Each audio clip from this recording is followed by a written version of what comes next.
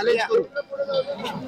मनोज जरांगेने धमकी दिलेली आहे की 17% केंद्राचं आरक्षणाला आम्ही चॅलेंज करू कोर्टात. धमकी नाहीत म्हणत, त्यांनी त्यांचा विचार मांडलाय. आपण त्याला धमकी वगैरे शब्द वापरून विनाकारण दोन समाजामध्ये तेढ निर्माण होईल अशी वक्तव्य करणं टाळलं पाहिजे. नारायण राणे म्हणतात की मराठा कुणबी वेगवेगळे मात्र त्यांनी यावर मी सकाळीच सांगितलं की नारायण राणेंना ना मराठ्यांशी घेणं देणं न ओबीसीशी घेणं देणं आहे. शिवछत्रपतींची अस्मिता जपली पाहिजे असं म्हणणाऱ्या नारायण राणेंनीच मुळात शिवछत्रपतींची अस्मिता जपली नाही.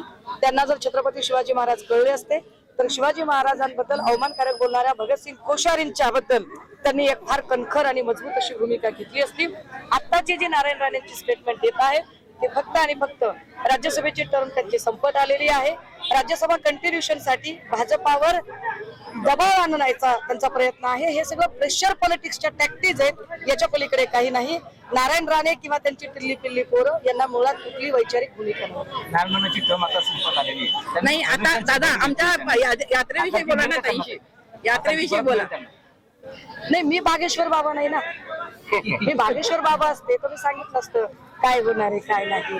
मी फार वैज्ञानिक दृष्टिकोन मांडणारी आणि वैज्ञानिक पद्धतीने जी राजा आणि नितेश राणे विरोधात गुन्हे दाखल होऊनही म्हणजे गुन्हे दाखल होते त्याचं कारवाई का होत नाही?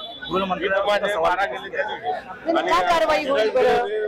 गृहमंत्री देवेंद्र फडणवीसांनी ठरवून त्यांच्या बार्किंग ब्रिगेडच्या टीम मध्ये ठेवलेली ही माणसं आहेत की ज्यांचं कामच आहे जाती जाती धर्माधर्मात तेढ निर्माण करणे.